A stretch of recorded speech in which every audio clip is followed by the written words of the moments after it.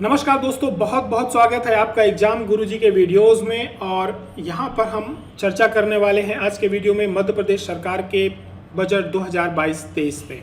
ठीक है, मध्य प्रदेश सरकार ने अभी 8 मार्च को यह बजट प्रस्तुत किया है और इस वीडियो में हम लोग केवल बजट के उन बिंदुओं पर या उन तथ्यों पर बात करेंगे जो कि हमारे एग्जाम एमपीपीएससी और व्यापम के जो एग्जाम होते हैं उसके लिए जरूरी है। ठीक है, हम केवल उन्हीं तथ्यों को और उन्हीं आंकड़ों को लेकर के आपके साथ चर्चा करेंगे जो कि हमारे एग्जाम की जो दृष्टि है, जो हमारे एग्जाम के पॉइंट ऑफ व्यू से महत्वपूर्ण होते हैं। हम सारे बजट के बारे में यहाँ पे चर्चा नहीं करने वाले हैं। ठीक है, तो देर न करते हुए हम आगे बढ़ते हैं। सबसे पहले तो इस वर्ष का जो हमारा बजट है वर्ष 2022-23 का प्रस्तुत किया है वित्त मंत्री जगदीश देवड़ा ने, जो कि हमारे वर्तमान वित्त मंत्री, इन्होंने बजट पेश किया और यह इनका दूसरा बजट था। ठीक है, मध्य प्रदेश सरकार का जो कुल बजट है इस बार का 2,79,237 करोड़ का है। ठीक है, इसमें इनका जो शुद्ध व्यय होगा वो 2,47,715 करोड़ का इन्होंने प्रावधान रखा है। और इस व्यय के लिए इनको जो राजस्व प्राप्तियां होने वाली हैं या इनकी आय होने वाली है वो लगभग 1,95,180 करोड़ रहेगी। ठीक है, अब बात करी जाए कि इनके बीच में बजट का हमारा जो बजट घाटा है वो कितना है आय और व्यय के बीच में, तो ये लगभग जा रहा है 52,535 करोड़ का। ये हमारा जो रहेगा बजट घाटा रहेगा। और हमारे जो राज्य की जीडीपी है उसका राजकोषीय घाटा जो हमारा लगभग 4.56 अनुमानित है, ऐसा अनुमान है कि इतना रहेगा। ठीक है, अब आपको मालूम है कि इस घाटे की पूर्ति के लिए सरकार को केंद्र से क्या लेना होगा, लोन लेना होगा। ठीक है, केंद्र से लोन लेना होगा। लेकिन आपको यह भी मालूम है कि जो केंद्र का हमारा FRBM एक्ट है उसके तहत कोई भी जो सरकार है, राज्य सरकार है, वह अपने जीडीपी का 3 से 4% का लोन ले सकती है। इनका जो बजट घाटा है उसका 3 से 4% का लोन ले सकती है यदि उनका बजट घाटा इतना होगा तो। ठीक है, 3 से 4% के बीच आपका बजट घाटा होना चाहिए, तब हम आपको लोन प्रोवाइड करेंगे। अब वो जो लोन की ब्याज दर होती है वो भी लगभग 5% के आसपास होती है। ठीक है, लेकिन अब यहाँ पे आप देख रहे हो कि जो सरकार का बजट घाटा, राजकोषीय घाटा है वो 4% के ऊपर जा रहा है, 0.56%, यानी लगभग 0.56% ऊपर जा रहा है। तो अब सरकार इसके लिए क्या करेगी? इसके लिए सरकार इससे ऊपर जो भी घाटा होगा, यानी केंद्र उनको यहाँ से 3 से 4% तक का दे देगी। अब इसके ऊपर की इनको पूर्ति करने के लिए बाजार से, मार्केट से इनको पैसा लेना पड़ेगा। अब वो इन्हें लगभग 11% की ब्याज दर पे मिलने वाला है। ठीक है, तो बात करें हम तो इस वर्ष का जो बजट हमारा घाटा है वो इतना ज़्यादा है कि अब लगभग थोड़ा सा कर्ज हमारा और बढ़ने वाला है। ठीक है, तो घाटे का बजट है। आगे बढ़ते हैं। यहाँ पर ज़्यादा समय न लेते हुए अब हम आगे बढ़ते हैं। आगे का हमारा विषय सड़क एवं भवन। ठीक है, सरकार जो इस वर्ष सड़क एवं भवन में खर्च करने वाली है, उनका कहना है कि वर्तमान वित्तीय वर्ष में इन्होंने लोक निर्माण विभाग द्वारा लगभग 2,200 किलोमीटर की जो सड़क का निर्माण है या उस पे जो उन्होंने रिकंस्ट्रक्शन किया है वो इन्होंने लगभग किया है। ठीक है, तथा 1,150 किलोमीटर की सड़क में इन्होंने नवीनीकरण का काम किया है। ठीक है, अब सरकार को एक समस्या ये भी जाती है कई बार कि जो शासन के शासकीय भवन होते हैं, स्कूलें होती हैं या इनके जो ऑफिसेज होते हैं, इनके निर्माण के लिए इन्हें कई बार निविदा या इन्हें कॉन्ट्रैक्ट जारी करने होते हैं जो कि प्राइवेट कॉन्ट्रैक्टर के पास जाते हैं और उसमें कई बार समय लग जाता है। ठीक है, हम तो उसके लिए सरकार ने ये कहा है कि जो हमारे यहाँ के शासकीय भवन है, ठीक है, इनकी निर्माणों की गति बढ़ाने के लिए ये एक नई कंपनी का बनाएंगे जिसका नाम रखेंगे Madhya Pradesh building development corporation limited. ठीक है, इसका काम क्या रहेगा? इसका काम ये जब ये कंपनी बनेगी और एक्ट बनेंगे तो वहाँ पे ये लोग डिटेल से बताएंगे। लेकिन यहाँ पे बजट में उन्होंने इसको मेंशन किया है कि हम एक ऐसी कंपनी बनाने वाले हैं जो शासकीय भवनों का निर्माण करेगी। तो आपके एग्जाम में एक बार पूछा जा सकता है कि Madhya Pradesh building development corporation limited, ये मध्य प्रदेश शासन की इसका काम क्या है? या तो ये पूछ सकता है कि शासकीय भवनों के निर्माण के लिए सरकार कौन सी कंपनी या कौन सी बनाने का गठन किया है। ठीक है, अब सबसे ज़्यादा जो समस्या जाती है वो हमारे यहाँ निर्माण कार्यों की गुणवत्ता के लिए जाती है। ठीक है, कई बार ऐसा होता है कि जो सड़कें बनती हैं या भवन बनते हैं उनके निर्माणों की गुणवत्ता इतनी अच्छी नहीं होती कि वो ज़्यादा समय तक चल पाए, तो सरकार को उसमें कई बार पैसा खर्च करना पड़ता है और ये जो पैसा खर्च होता है ये हमारी और आपकी जेब से ही जाता है। ठीक है, ये बहुत बड़ी समस्या है और ये लगभग सभी जगह की है। ठीक है, तो इसके लिए सरकार ने क्या कहा है, सरकार ने ये कहा है कि हम एक क्वालिटी इंश्योरेंस काउंसिल का गठन करेंगे, जिसका काम ये होगा कि निर्माण कार्यों की गुणवत्ता और उनकी सुनिश्चित करने के लिए रहेगी। यानी वो उनकी गुणवत्ता चेक करेगी, क्वालिटी चेक करेगी और देखेगी समय सीमा पे वो चीज़ का निर्माण हो रहा है कि नहीं हो रहा है। ठीक है, आगे बढ़ते हैं। जो हमारे सबसे महत्वपूर्ण विषय है सिंचाई का। ठीक है, कई बार हमारे यहाँ जो एग्जाम होते हैं उसमें पूछ लिया जाता है, सिंचाई संबंधित कई बार प्रश्न आते हैं और लगातार आ भी रहे हैं। ठीक है, तो सरकार का अभी ये कहना है कि प्रदेश में 4000 से अधिक ग्रामों तक इन्होंने 100% घरों में नल जल पहुंचाया है। ठीक है, मध्य प्रदेश सरकार और केंद्र सरकार की, मुख्यतः ये केंद्र सरकार की योजना है, हर घर जल की एक योजना चल रही है, तो उसके लिए केंद्र सरकार भी पैसा देती है, कुछ अंशदान उसमें राज्य सरकार का भी रहता है। तो सरकार ने उस पर काफ़ी तेज़ी से काम किया है और उनका ये कहना कि हमने अभी तक 4000 से अधिक गाँवों तक 100% नल जल पहुंचा दिया है और इससे जो लाभान्वित परिवार हैं वो 47 लाख से अधिक परिवार हैं। आप इस समय मुख्यमंत्री के यदि कोई भी आप कार्यक्रम देख रहे होंगे तो वहाँ पे इसका वो सबसे ज़्यादा उल्लेख करते हैं। तो आपको ये ध्यान रखना है कि यदि गाँवों की संख्या है तो 4000 ग्राम है और यदि कितने लाख परिवार लाभान्वित होंगे तो 47 लाख के आसपास। ठीक है, और सरकार ने इसके लिए क्या किया है, इस वर्ष 11,190 करोड़ की 17,318 ग्रामों तक इन्होंने एकल ग्राम नल जल योजनाएं तथा 18,454 करोड़ की 16,853 ग्रामों की 75 समूह नल जल योजनाएं स्वीकृत करी हैं। तो यहाँ पे हमें ध्यान रखने वाली बात यह है कि एकल ग्राम नल जल योजना और समूह नल जल योजना, इस जो हमारा ये हर घर जल का इनका अभियान चल रहा है उसमें 2 तरह की योजनाएं इनकी हैं। ठीक है, इसके लिए इन्होंने अलग अलग पैसों का अलॉटमेंट किया है। ठीक है, यदि बात की जाए उपलब्धि की तो बुरहानपुर जिले एक ऐसा जिला है मध्य प्रदेश का जो कि 100% बुरहानपुर जिले के 100% घरों को इन्होंने नल कनेक्शन की सुविधा उपलब्ध करा दिया है। ठीक है, यानी वह हर घर जल बन गया है। इसमें आपको यह ध्यान रखना है, ये जो हर घर जल की योजना है यह पेयजल के लिए है। ठीक है, पेयजल के लिए, यह पेयजल से संबंधित योजना है और इसका एक फ़ायदा ये होना है, आपने ध्यान दिया होगा कि लगभग ग्रामीण क्षेत्रों में पाइपलाइन के माध्यम से सभी को, जैसे अभी शहरों में होता था कि एक समय होता है उस समय पे पेयजल उपलब्ध कराया जाता है, ठीक इसी प्रकार से ग्रामीण क्षेत्रों में भी किया जा रहा है ताकि इसका मुख्य उद्देश्य है कि लोगों को स्वच्छ जल, पीने योग्य जल पहुँचाया जाए। दूसरा ये है कि जो हमारे यहाँ सबमर्सिबल पंप होते हैं काफ़ी ज़्यादा हो रहे हैं। यदि बात की जाए सफलता की तो बुरहानपुर जिला जो एक ऐसा जिला है जहां पे 100% घरों को नल कनेक्शन की सुविधा उपलब्ध करा दी गई है।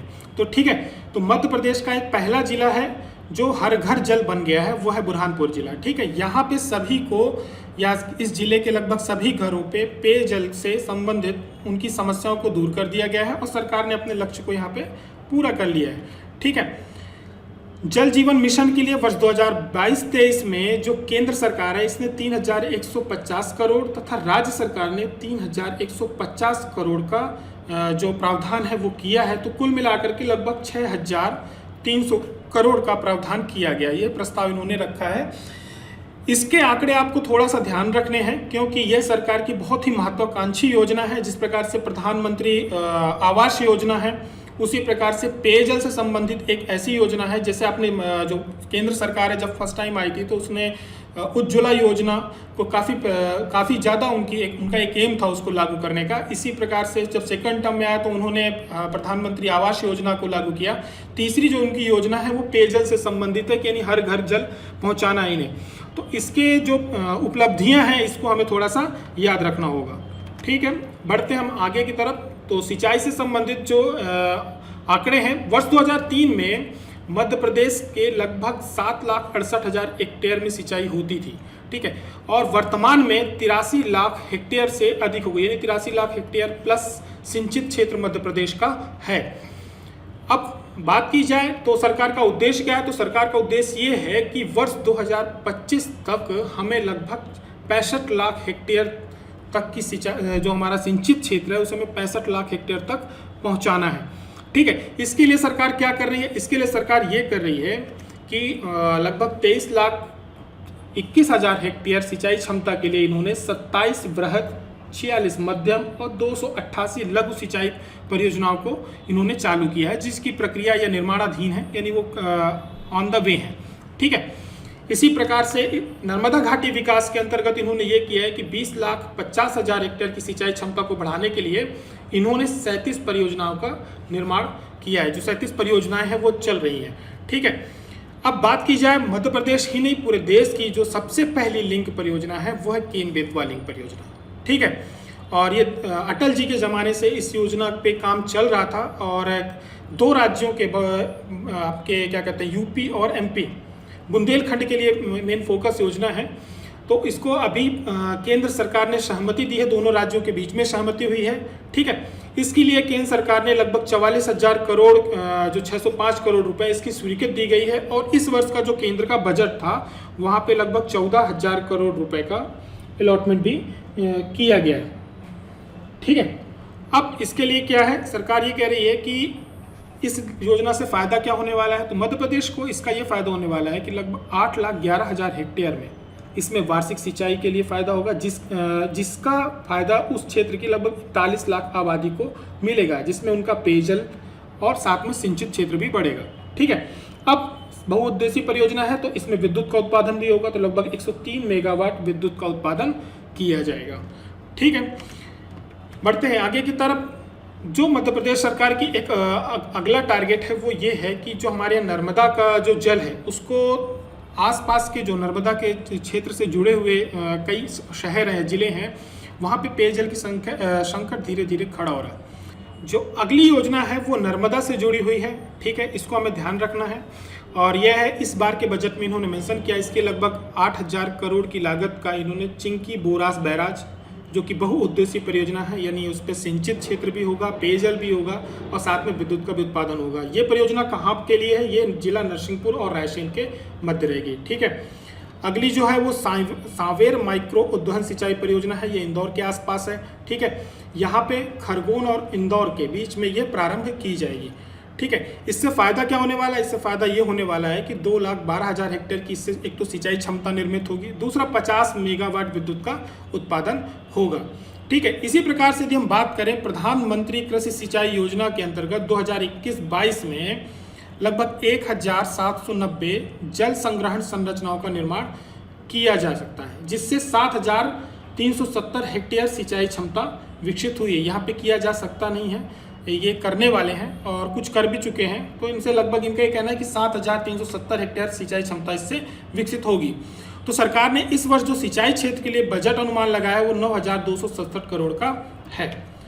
हम बढ़ते अपने बजट में हम आगे की तरफ बढ़ते हैं। तो अगला जो हमारा विषय है वो है ऊर्जा से संबंधित। सरकार ऊर्जा के लिए क्या कर रही है, तो आपको ध्यान होगा 2017-18 के जो हमारा पीएससी का पेपर था उसमें एक प्रश्न आया था, कृषि उपभोक्ताओं को प्रतिदिन कितनी बिजली औसतन दी जाती है। ठीक है। तो ये याद रखना है, यहाँ पे अभी भी 10 घंटे है और जो गैर कृषि उपभोक्ता होते हैं उनको 24 आवर की इलेक्ट्रिसिटी दी जाती है। ठीक है। अब सरकार ने क्या किया है, सरकार ने इसके लिए ये किया कि इसमें घरेलू और कृषि यानी दोनों क्षेत्र आ जाएंगे। ठीक है। इसके लिए सरकार ने इस वित्तीय वर्ष में 21,000 करोड़ की सब्सिडी उपलब्ध करा रही है। ठीक है। इस आंकड़े को हमें, क्योंकि ये मोटा मोटा आंकड़ा है तो हमें याद रहता है, इसको आपको याद रखना है क्योंकि सरकार ने इसको भी काफ़ी ज़्यादा हाईलाइट किया है अपने बजट में भी और कई बार भाषणों में भी इसको हाईलाइट किया है, क्योंकि एक संबल योजना है, संबल योजना के माध्यम से भी सब्सिडी प्रोवाइड की जा रही है। तो ये 21,000 करोड़ की सब्सिडी प्रोवाइड की जाएगी। ठीक है। अब बात करी जाए तो वर्तमान में मध्य प्रदेश की विद्युत क्षमता कितनी है, तो 31 दिसंबर 2021 तक मध्य प्रदेश की जो विद्युत क्षमता थी वो 21,451 मेगावाट हुई है। और इस वर्ष मध्य प्रदेश ने एक रिकॉर्ड भी दर्ज किया है, वो है 24 दिसंबर 2021 को इतिहास में सर्वाधिक लगभग 15,692 मेगावाट की शीश मांग की पूर्ति इन्होंने करी है। ठीक है। अब भारत सरकार का एक स्कीम है जिसको हम लोग RDSS स्कीम कहते हैं, यानी रिवैम्प्ड डिस्ट्रीब्यूशन सेक्टर स्कीम। इसको भी भारत सरकार की ये मुख्यतः योजना, इसको भी प्रदेश में लागू किया जाएगा। इसके अंतर्गत ये होगा कि कुछ जो अभी इसकी ये लोग शुरुआत करेंगे तो शहरों से करेंगे, वहाँ पे ये होगा कि यहाँ पे इसमें स्मार्ट मीटर की स्थापना की जाएगी और जो केबल जा रही है उनको क्या कहते हैं प्लास्टिक केबल लगवाएंगे, यानी कुल मिलाकर के जो इलेक्ट्रिसिटी है उसको सुधारेंगे। इसका फायदा सरकार को ये मिलेगा कि कई बार विद्युत हाश होता है, ठीक है, तो उसमें एक तो सुधार आएगा, दूसरा बिजली की चोरी पे नियंत्रण होगा। ऐसे बहुत से इनको फायदे होने वाले हैं। तो ये सरकार की योजना, केंद्र सरकार की योजना को ये लोग लागू करेंगे। दूसरा क्या है, हमारा यहाँ पे एक प्रश्न ये बन सकता है कि या तो प्रधानमंत्री या तो केंद्र सरकार की नेट जीरो एमिशन का लक्ष्य कब का रखा गया है, यानी किस वर्ष तक का रखा गया। तो इसको याद रखना, वर्ष 2070 तक नेट जीरो एमिशन का लक्ष्य देश के समक्ष रखा गया है, यानी सभी को बिजली इनका देने का लक्ष्य है।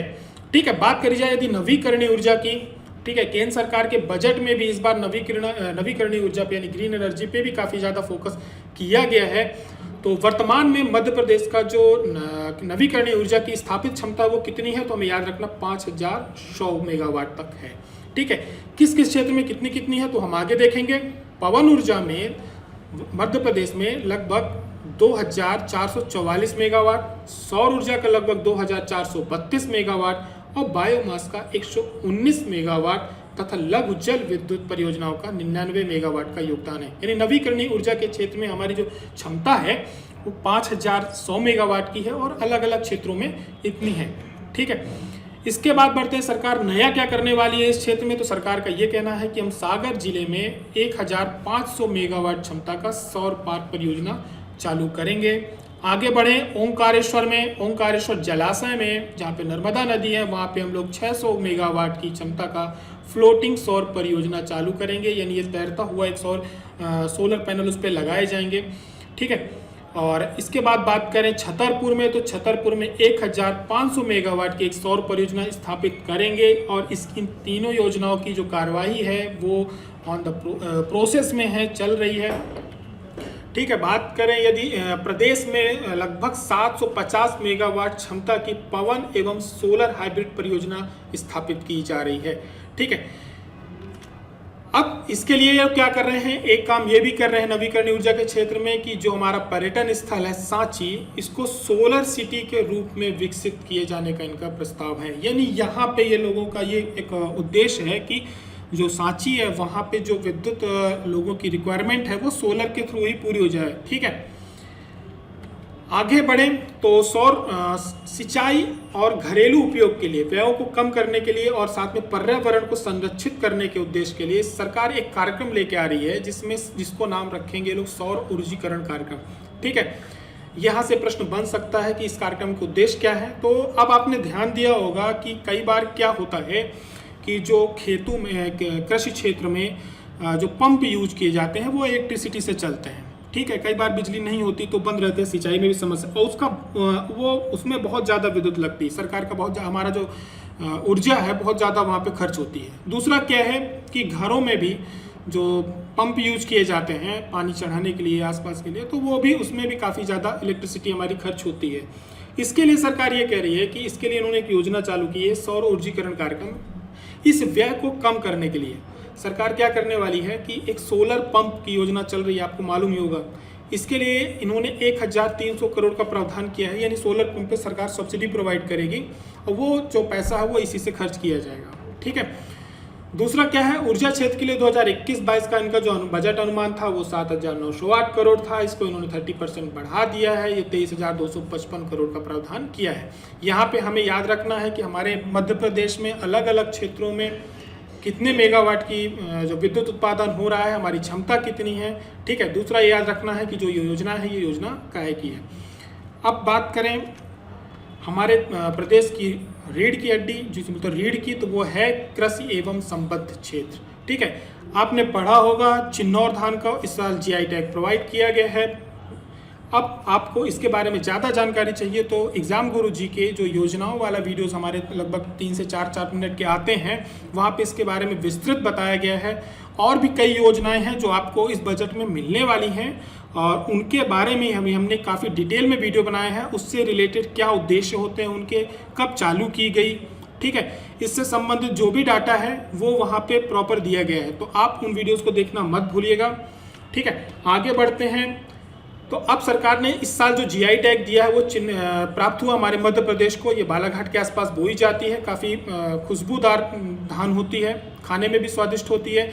ये इसको इस साल जीआर टैग लिखा, यहाँ पे हमको जीआर टैग इसको प्राप्त हो चुका है। अब सरकार कोशिश ये कर रही है कि जो हमारा मालवा क्षेत्र में एक सरबती गेहूँ होता है, एक पिपरिया तुअर होती, काली मूंछ चावल, जीरा शंकर चावल को भी जीआई टैग दिलवाया जाए, इसके लिए सरकार कोशिश कर रही है। ठीक है, अब राजनीति एवं योजना आयोग के अनुसार प्रदेश में कृषि उत्पादों का जो निर्यात है वर्ष 2015 में $566 मिलियन था, $566 मिलियन था। यानी हमारे जो कृषि उत्पाद है उनका जो निर्यात था वो लगभग $566 मिलियन का था।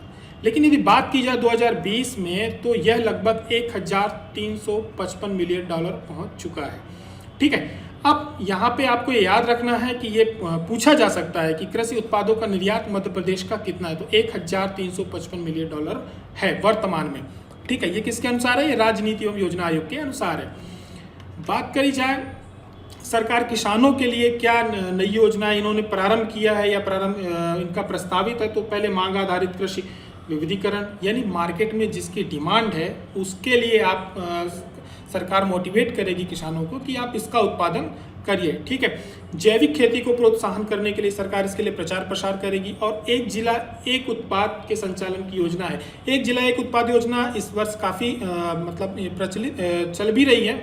सरकार इस पर बहुत ज़्यादा फोकस कर रही है। सभी जिलों के एक एक प्रोडक्ट को इन्होंने सेलेक्ट किया हुआ है और उसके लिए मार्केट बनाया जा रहा है। सभी जिलों से जो वहाँ के फेमस प्रोडक्ट होते हैं उनको सरकार उसकी मार्केटिंग करती है और भारत में और भारत से बाहर भी उसके लिए मार्केट ढूंढा जा रहा है।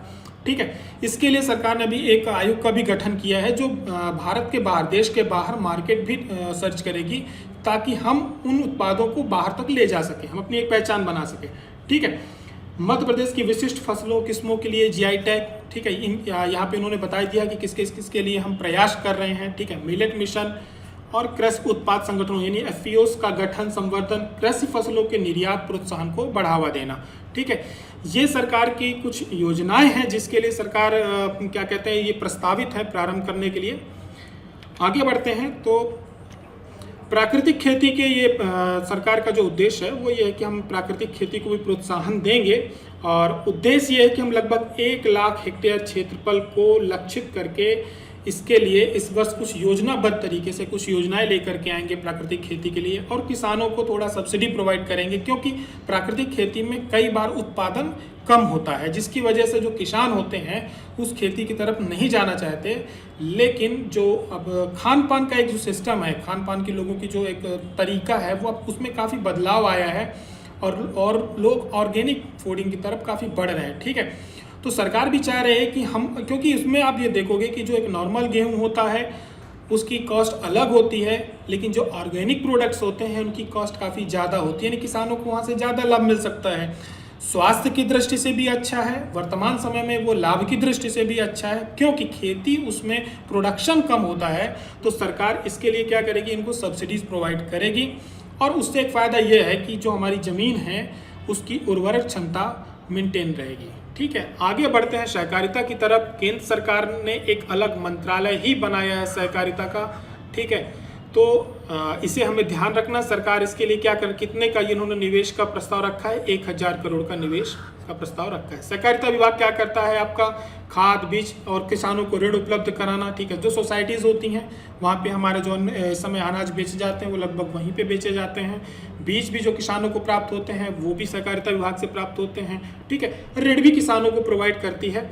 ठीक है, अब आगे बढ़ते हैं हम खाद्य एवं नागरिक आपूर्ति विभाग। तो प्रदेश में 89 जो जनजाति विकास खंड है, ठीक है, इसके लिए सरकार ने मुख्यमंत्री राशन आपके ग्राम योजना, मध्य प्रदेश शासन की बहुत काफ़ी पिछले महीने ही ये योजना चालू हुई है और काफ़ी अच्छी योजना है। इसका जो शुरुआत हुई है शायद इसकी श्योपुर से हुई है। ठीक है, आप इसका वीडियो हमने एग्जाम गुरुजी के योजनाओं में डाला हुआ है, आप वहाँ से उसके बारे में देख लेंगे।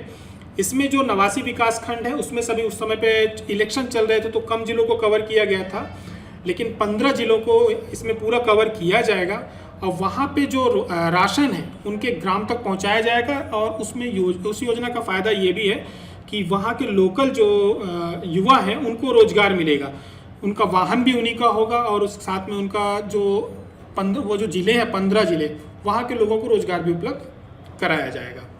बात करी जाए यदि रबी विपणन और खरीफ विपणन में उत्पादन कितना हुआ है, तो ये हमें याद रखना है कि लगभग 1,28,15,970 मीट्रिक टन का हमारे यहाँ, और साथ में 45,85,500 मीट्रिक टन धान का उपार्जन किया गया है।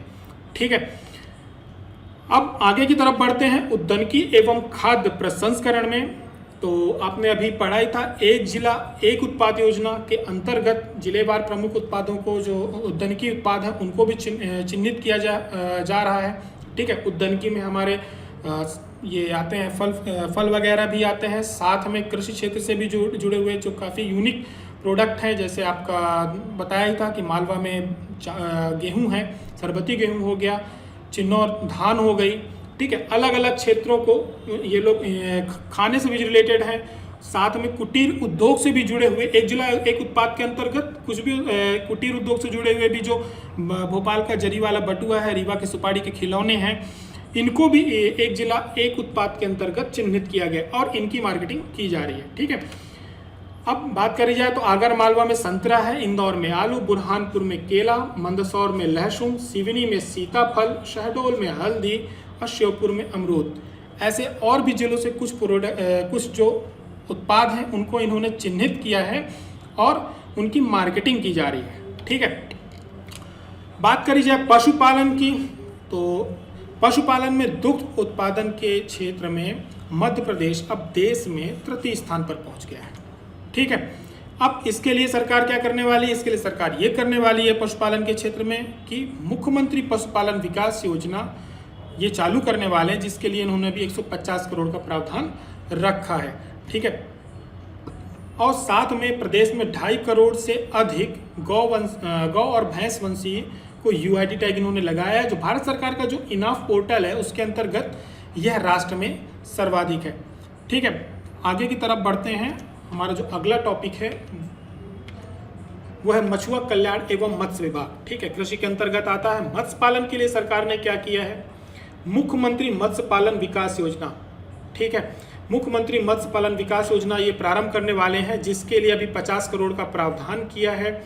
ठीक है, आगे बढ़ते हैं उद्योग की तरफ। तो उद्योग में सरकार का पूरा फोकस है कि यदि कोई भी नया उद्यमी, ठीक है, अपना उद्योग प्रारंभ करना चाहता है तो हम उसको 30 दिन के अंदर जो भी इसके लिए जरूरी लाइसेंस होते हैं, दस्तावेज होते हैं, वो उनको हम प्रोवाइड कर दें, ताकि जल्दी से जल्दी उनकी जो उद्योग है वो अपना प्रारंभ कर सकें। तो इसके लिए ये क्या करने वाले हैं? एक तो 30 दिवस में आप अपना उद्योग प्रारंभ कर सकते हैं, इसकी सुविधा प्रदान करेंगे और इसे लोक सेवा गारंटी अधिनियम की परिधि में लेके आएंगे, ताकि इसमें इससे संबंधित जो भी फॉर्मेलिटीज़ होती हैं, डॉक्यूमेंटेशन होता है, वो समय पे पूरा किया जा सके।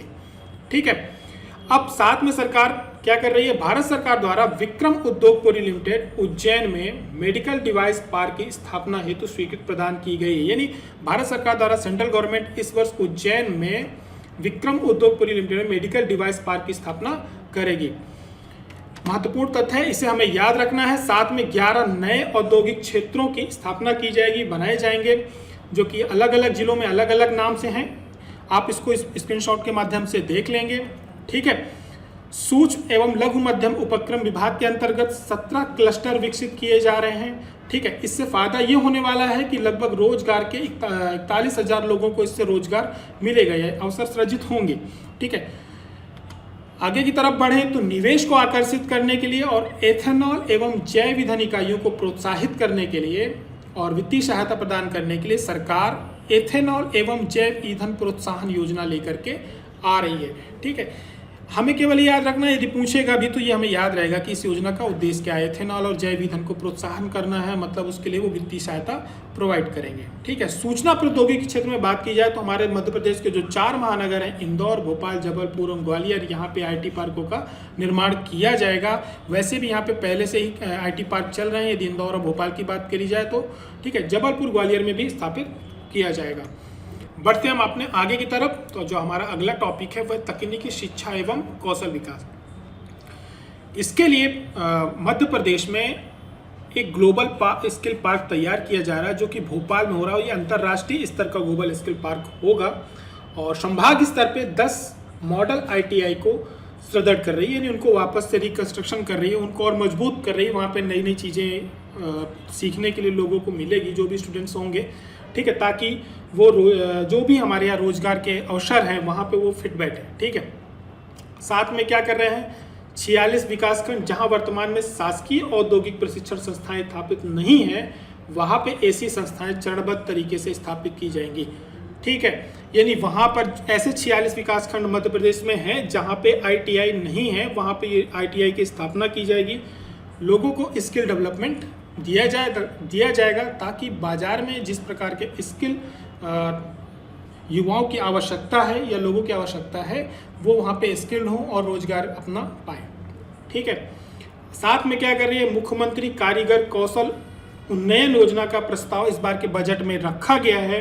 इसका उद्देश्य क्या होगा, इसका उद्देश्य ये होगा कि ग्रामीण और नगरीय क्षेत्रों में जो कारीगर होते हैं, ठीक है, शिल्पी, बढ़ई, लोहार और जो माटी पे काम करते हैं, कुम्हार होते हैं, ठीक है, इनको सरकार अलग तरह से ट्रेंड करेगी, इनके लिए मार्केट उपलब्ध कराएगी, इनको नए नए तरीके के जो आजकल, ठीक है, आपने देखा भी होगा जो केंद्र सरकार की, आपने ध्यान दिया होगा कि केंद्र सरकार की उस्ताद योजना है, ठीक है, जिसमें क्या किया जाता है कि लोगों जो भी युवा वर्ग होते हैं या जो इस क्षेत्र से जुड़े हुए लोग होते हैं उनको मार्केट प्रोवाइड किया जाता है। उसके पहले उन्हें ट्रेनिंग दी जाती है ताकि शहरी क्षेत्रों में लोगों की जो आवश्यकताएं हैं, ठीक है, इससे जुड़ी हुई उसमें कुछ इनोवेशन करके उनको यहाँ पे हाट लगाए जाते हैं, ठीक है, लगभग सभी जगहों पे हाट लगाए जाते हैं और उनको एक मार्केट प्रोवाइड किया जाता है ताकि आप अपने उत्पादों को बेच सको। उसमें कई तरह के इनोवेशन किए जाते हैं, कुछ नया किया जाता है,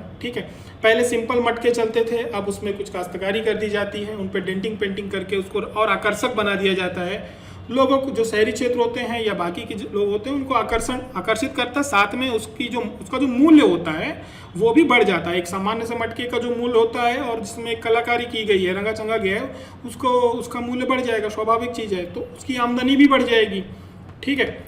आगे के लिए क्या है, तो सरकार कौशल विकास के अंतर्गत जो सिंगरौली क्षेत्र है यहाँ पे माइनिंग विधा का इंजीनियरिंग कॉलेज प्रारंभ किए जाने का इन्होंने प्रस्ताव रखा है, यानी यहाँ पे माइनिंग से रिलेटेड इंजीनियरिंग कॉलेज प्रारंभ किया जाएगा। सिंगरौली में ही क्यों किया जाएगा, क्योंकि सिंगरौली ही कोयला का सबसे बड़ा हमारे मध्य प्रदेश का क्षेत्र है, ठीक है।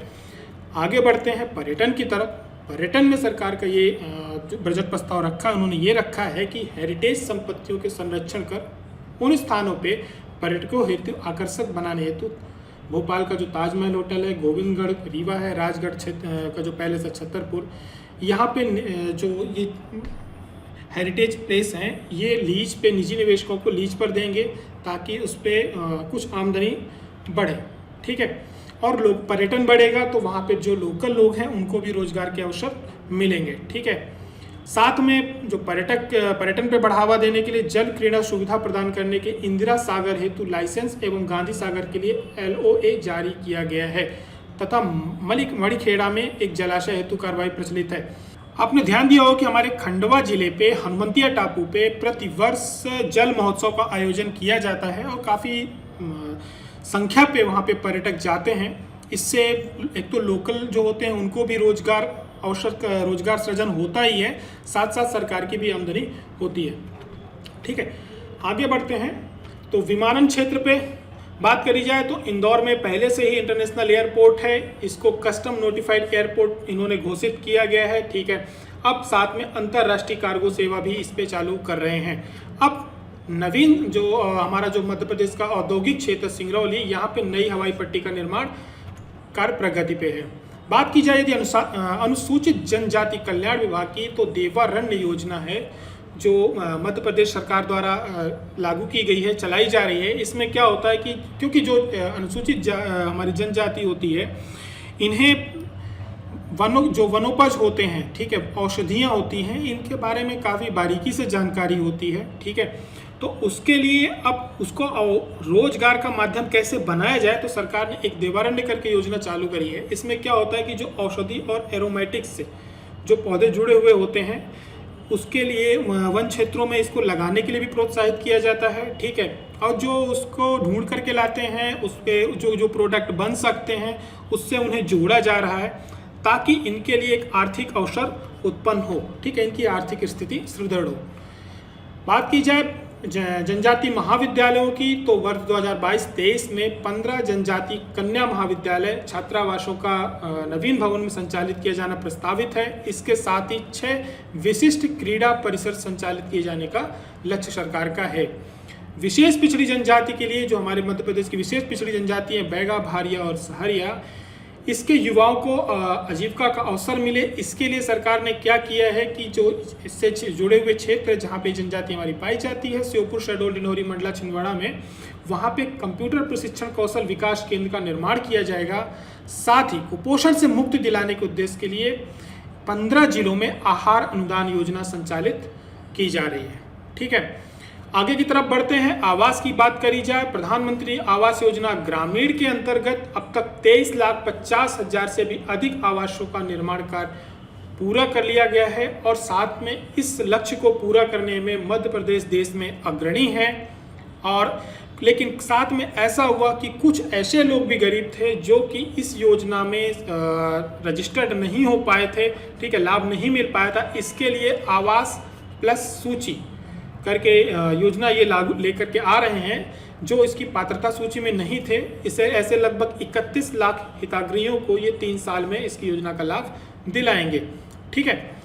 बात करी जाए इसके लिए प्रावधान कितना किया गया है, तो मध्य प्रदेश के इतिहास में अब तक का सर्वाधिक प्रावधान किया गया है, जिसमें केंद्र और राज्य का दोनों का अंश मिलाकर लगभग कुल 10,000 करोड़ का प्रस्ताव रखा गया है।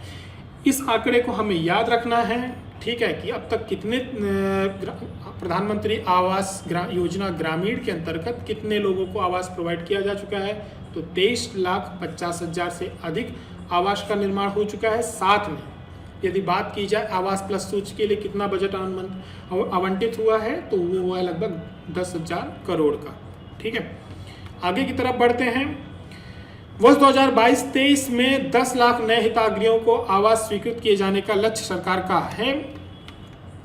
और प्रधानमंत्री आवास योजना यदि शहरी के अंतर्गत बात की जाए, तो पूरे देश में मध्य प्रदेश इस पे जो प्रदर्शन है दूसरे स्थान पर है, ठीक है।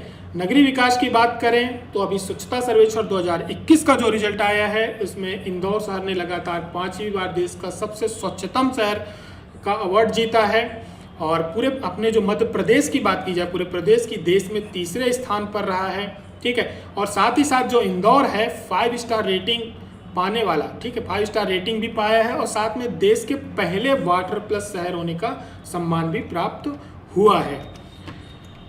इसके अतिरिक्त यदि पूरे मध्य प्रदेश में बात की जाए तो 9 शहरों को हमारे यहाँ 3 स्टार, 17 शहरों को 1 स्टार प्राप्त हुआ है, ठीक है। अभी तक स्मार्ट सिटी मिशन के अंतर्गत मध्य प्रदेश के 7 शहरों में काम चल रहा है, ठीक है। इसके लिए क्या करने वाली सरकार, इसके लिए स्मार्ट सिटी शहरों में एकीकृत कमांड एंड कंट्रोल सेंटर संचालित किए जा रहे हैं।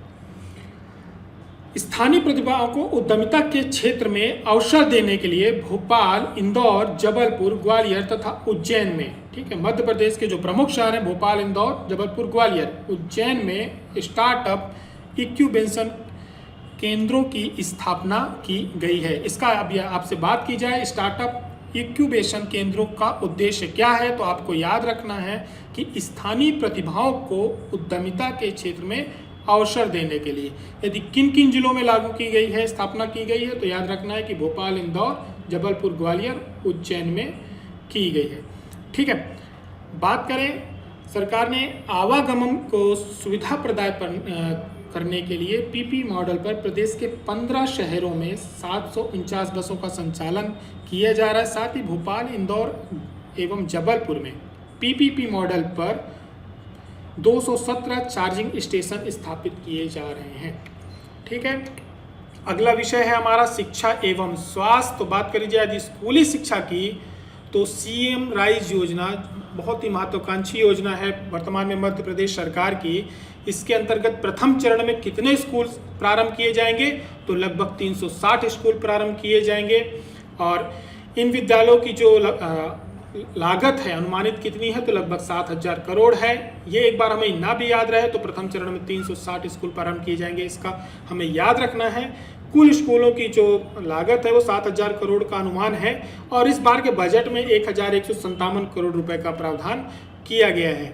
ठीक है। स्कूली शिक्षा से जुड़ी हुई दूसरी योजना है अनुगुंज कलाओं से समृद्धि शिक्षा। ये क्या है, तो इसमें ऐसा होता है कि जो प्रदेश के सरकारी स्कूल में बच्चों को संगीत और नृत्य की कलाओं, जो संगीत और नृत्य सिखाया जाएगा, इसको भी शिक्षा का एक भाग माना जाएगा ताकि बच्चों में एक समग्र रूप से विकास किया जा सके। ठीक है। तो अनुगुंज कलाओं की समृद्धि किसके लिए, ये स्कूली शिक्षा के लिए है। इसका उद्देश्य क्या है, संगीत और नृत्य से शिक्षा के साथ साथ, ठीक है, जो इनको बाकी पाठ्य पुस्तकें हैं उसके साथ साथ इनमें समग्र विकास के लिए, समावेश विकास के लिए संगीत और नृत्य की कलाओं में इन्हें सिखाना, जिस बच्चे का जिसमें इंटरेस्ट होगा उन्हें सिखाया जाएगा। ठीक है। स्कूली शिक्षा में बात की जाए तो नव भारत साक्षरता कार्यक्रम क्या है, तो ये याद रखना है राष्ट्रीय शिक्षा नीति के अनुसार 2030 तक जो हमारे युवा एवं पौध साक्षरता है उसकी दर को 100% तक पहुंचाने का लक्ष्य है। तो आपको याद रखना है कि पहली बात तो लक्ष्य कब तक का है, 2030 तक का है। कितना पहुंचाना है, 100% पहुंचाना है।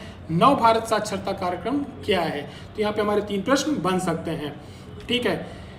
इस लक्ष्य को प्राप्त करने के लिए प्रदेश के शहरी और ग्रामीण दोनों क्षेत्रों के लिए है 15 वर्ष से जो भी इसकी अधिक आयु के वर्ग के जो असाक्षर व्यक्ति होंगे उनको साक्षर किया जाएगा। ठीक है, साक्षर किया जा रहा है। प्रखर योजना क्या है, जो प्रतिभाशाली बच्चों को सही मार्गदर्शन एवं मूलभूत आवश्यकताएं उपलब्ध कराने के लिए क्या होगा, उनको अकादमिक और अन्य कौशल विकास के लिए जिस भी प्रकार की आवश्यकता होगी उनको प्रोवाइड करेगी सरकार। ठीक है।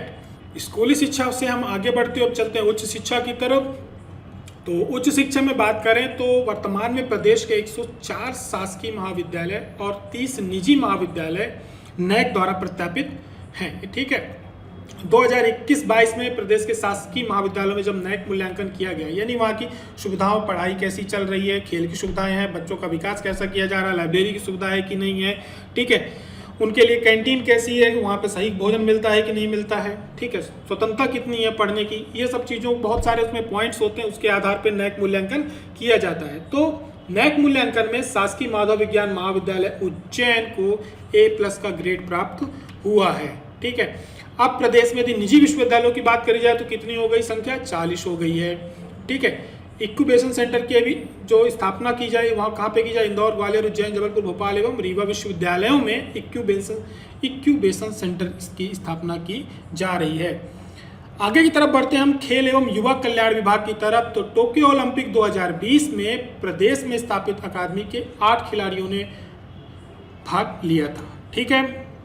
प्रदेश के ही हमारे विवेक सागर टोक्यो ओलंपिक की हॉकी प्रतियोगिता में देश को कांस्य पदक दिलवाए हैं। ठीक है। उस टीम के वो हिस्सा थे। वर्ल्ड जूनियर शूटिंग चैंपियनशिप में ऐश्वर्य प्रताप सिंह जो कि हमारे शूटर हैं, इन्होंने 50 मीटर थ्रो पोजीशन में इवेंट में विश्व रिकॉर्ड बनाया है। ठीक है, याद रखना है ऐश्वर्य सिंह शूटिंग से है। तीरंदाजी के क्षेत्र में बात करी जाए तो मुस्कान किरार ने विश्व रिकॉर्ड की बराबरी की है। राइफल शूटिंग में चैंपियनशिप 2021 में प्रदेश के खिलाड़ियों ने 21 स्वर्ण, 12 रजत और 10 कांस्य पदक की उपलब्धि हासिल की है। ठीक है, जीता है। World youth archery championship Poland के रिकर्व टीम इवेंट में अमित कुमार ने स्वर्ण पदक जीता है।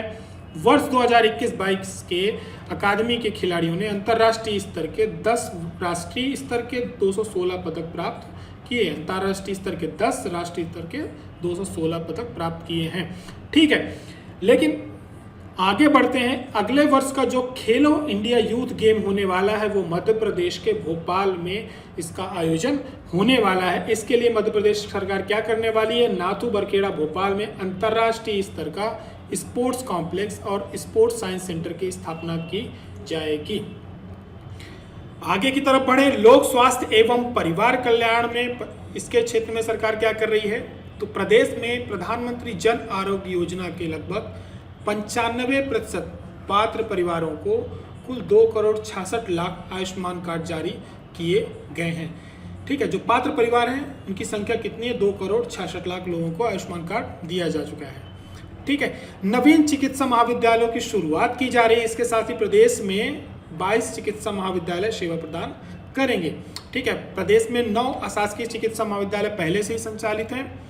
वर्तमान में सरकार का जो इस बार के बजट में काफ़ी हाईलाइट किया है कि जो MBBS की सीटें हैं उसको बढ़ा दी गई है। वो अब पहले 2035 थी, अब 3250 होगी। इसी प्रकार से नर्सिंग में 50 सीट बढ़ा रहे हैं, 320 BSc नर्सिंग में 390 बढ़ा करके 810 करेंगे।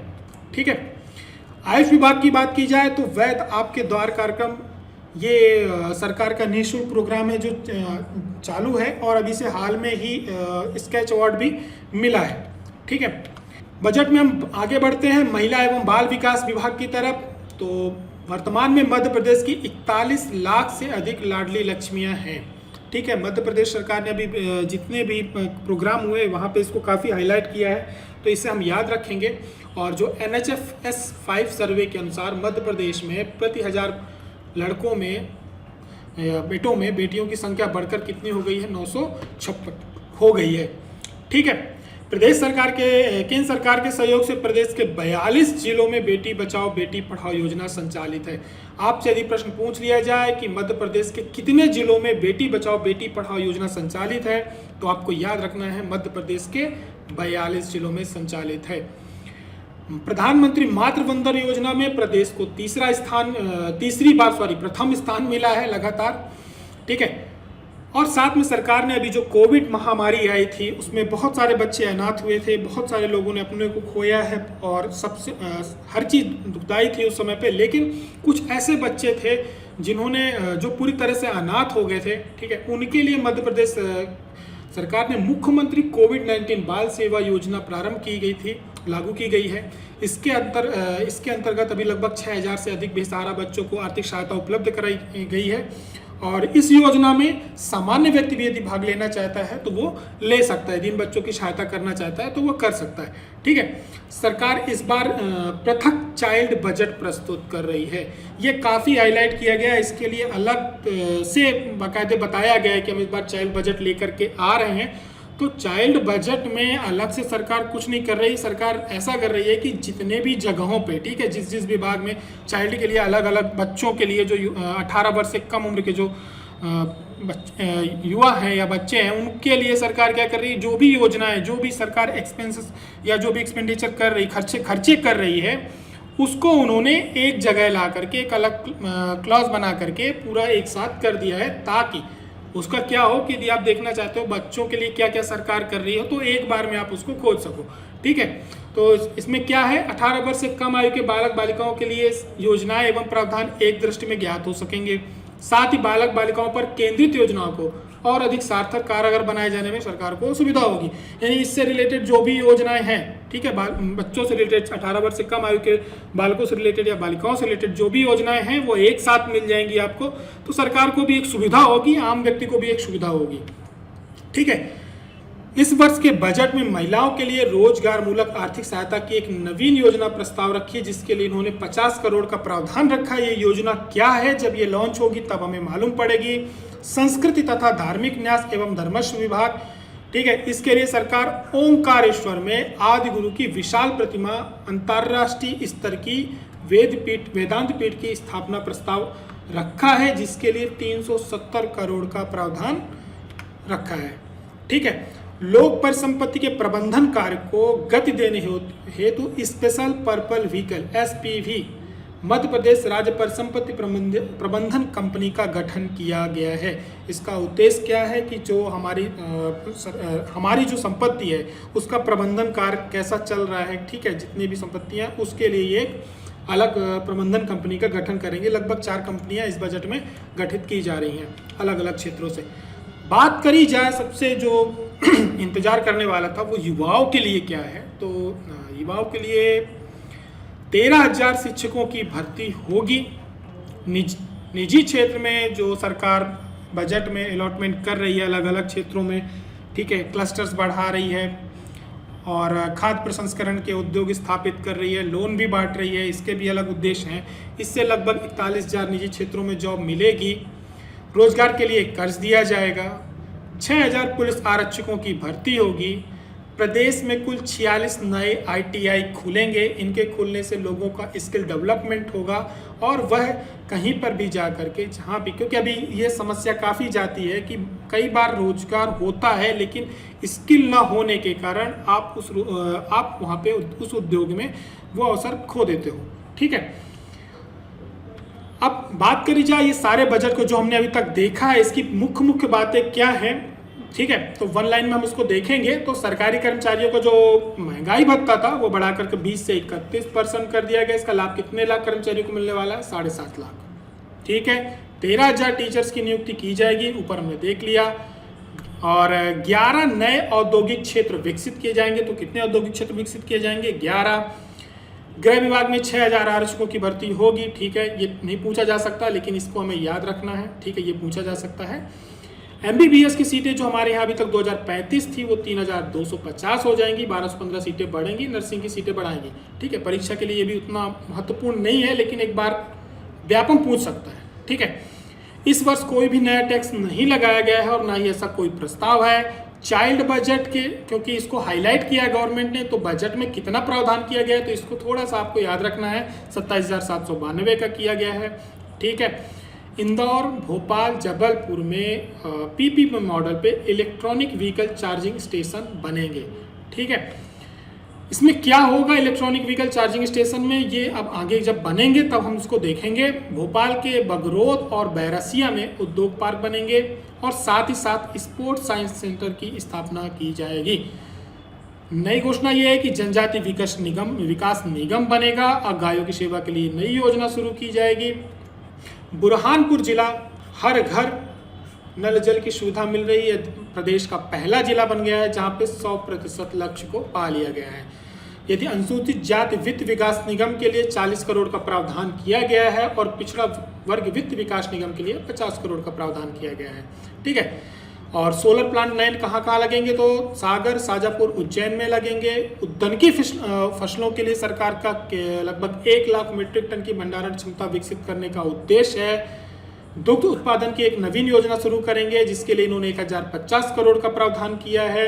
और प्रदेश में घर घर पशु चिकित्सा सेवा शुरू करेंगे। मछली पालन के क्षेत्र में रोजगार की काफ़ी संभावनाओं को देखते हुए मुख्यमंत्री मत्स्य पालन योजना शुरू की जाएगी जिसके लिए 50 करोड़ का प्रावधान किया गया है। अनुसूचित जाति और जनजाति OBC की महिलाओं के स्वरोजगार के लिए सरकार 2,000 करोड़ रुपए का क्रेडिट दिया जाएगा। एक ऐसी योजना लेकर के आ रही है। ठीक है, इनको नया उद्योग यदि स्थापित करना है तो सरकार इसके लिए लोन प्रोवाइड करेगी।